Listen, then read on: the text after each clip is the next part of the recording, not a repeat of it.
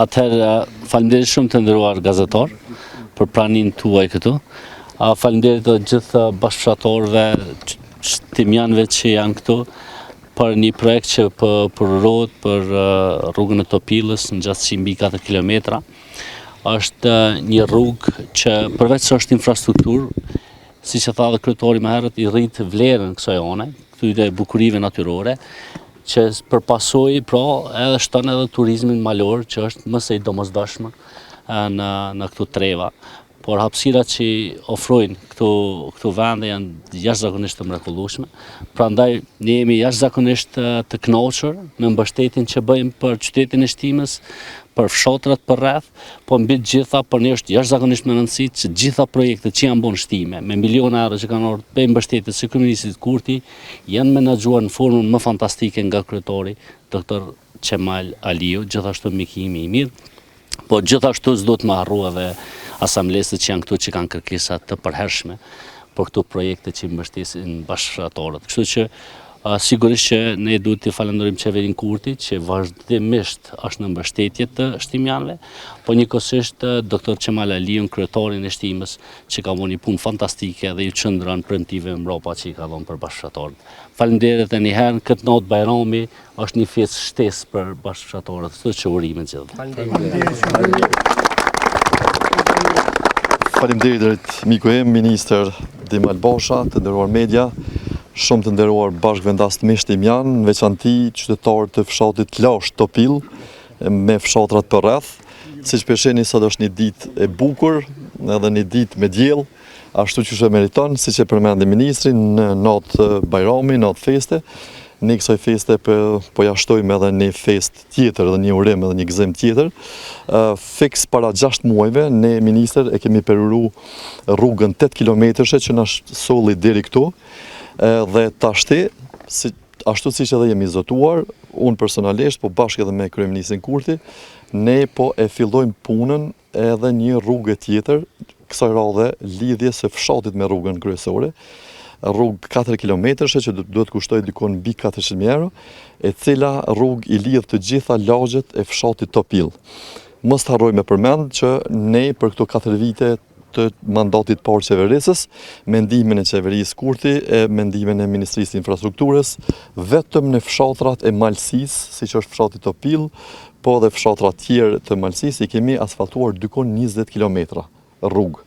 Dhe përmes tyre rrugëve, ne jo vetëm që po e rikthejmë popullatën këtu, në trojt e tyre të lashta autoktone, po edhe po i rihapim mundësi zhvillimit ekonomik, blegtorisë, bujqësisë, agroturizmit e këtyre veprimtarive që do t'jenë të mirë se ardhura, jo thjesht për zhvillimin e ekonomive familjare, po edhe zhvillimin e gjithë mbashëm të komunës Shtimes, po edhe pse jo edhe të Republikës. Ne si komunë e Shtimes, përveç që jemi të bekum me njerëz të mirë që ka Shtimja, edhe që i ka pas gjithmonë, ne jemi të bekum siç po shihni edhe me natyrën e jashtëzakonshme që na ka dhënë Perëndia.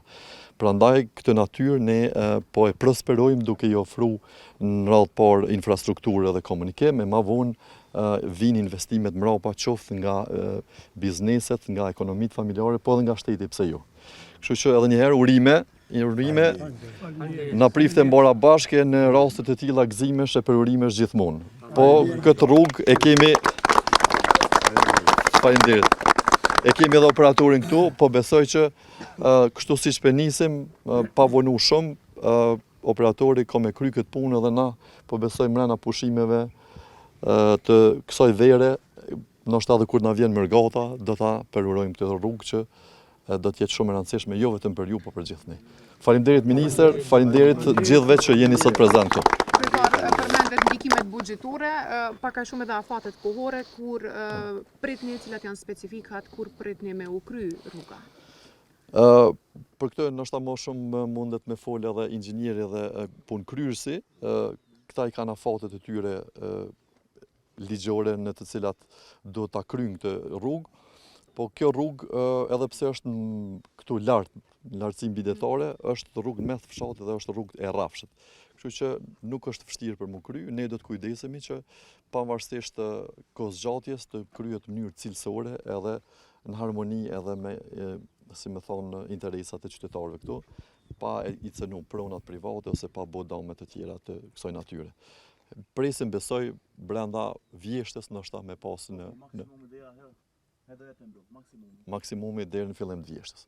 Atëherë edhe një çështje me që jemi këtu dhe që lidhet me këtë rajon, në fshatin Belic, rruga Shtime Belic-Zborc, është e vërshuar nga mbeturina, ka shumë fotografi që na kanë ardhur në adresën elektronike të RTK-s, që hidhen nga biznese qytetar. Pyetja është edhe për ministrin, edhe për kryetarin, a jeni ndjeni dhe çfarë mund të bëhet? Të pak a shumë shtojmë fotografitë që kanë ardhur në adresën e ne. Absolutisht, ne jemi të vetëdijshëm dhe i kemi të evidentuar dikon mbi 30 deponi që janë të vjetra, nuk janë as këtij viti, as tyre 5 viteve ku unë jam i pari komunës. Disa herë ne kemi pas aksione për pastrim, po me thonë drejtën në këtë aspekt neve edhe na mungojnë kapacitetet e mirëmbajtjes, po edhe mungon vetdia e përgjithshme qytetare. Unë mendoj që këto kapacitete të dyja jemi duke i rrit.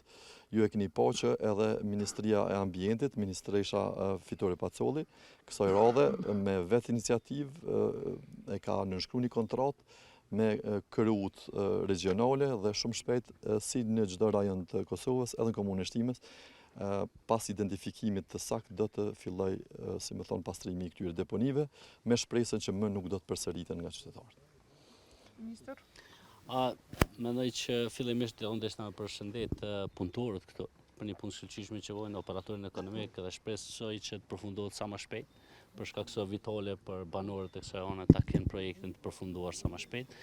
Kurse për ato që e thash Ministria e Ambientit, por Ministria Pacolli veç ka filluar një projekt në Mont Kosovës për pastrimin e deponive gjithandej nëpër Kosovë. E di se sot ka qenë në qytetin e Ferizajt, po ne nuk e dyshoj që ka një bashkëpunim ngushtë me kryetarin, do filloj edhe pastrimin e deponive edhe në qytetin e Shtimës, po për këtu na duhet pak një përgjegjësi qytetare, meqense pas pastrimeve siç e dini aty ndodhen hudhjet e mbeturinave apo mbeturinave aty në inerte.